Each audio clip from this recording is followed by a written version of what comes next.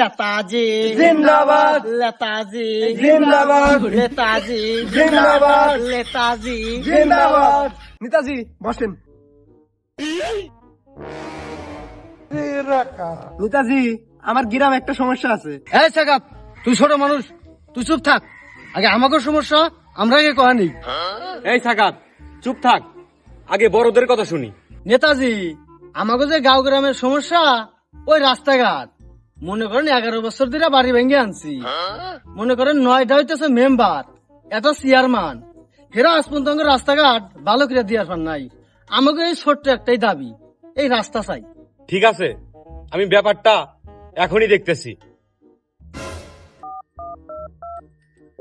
Hello, আমি 1 মাসের ভিতরে চরকাটি ইউনিয়নে 2টা রাস্তা দেখতে চাই। নেতাজি, আমার একটা দাবি আছে। আমাকে এলাকাটা মাঠ লাগবো। এলাকার পোলান সব নেশা করা যাইতেছে।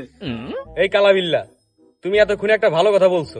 পোলাপানের মাঠের দরকার, আমি ব্যবস্থা করতেছি।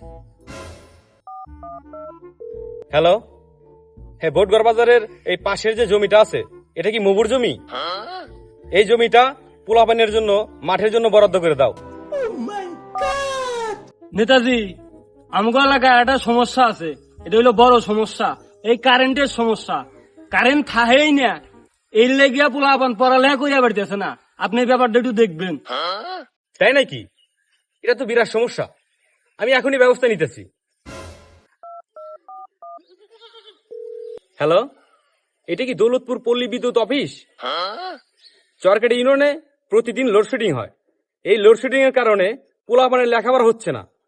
আমি চাই নেক্সট টাইম যেন এই চরকাটি ইউনিয়নে আর যেন লোডশেডিং না হয়। এই ছোটু, তুই ক তোর সমস্যা কি?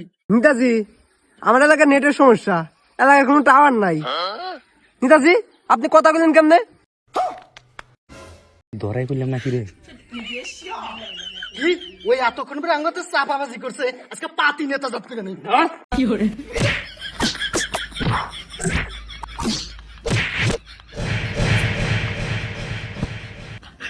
দেখ, নেতা আজকে গাঙ্গে ফালা দিয়েছ।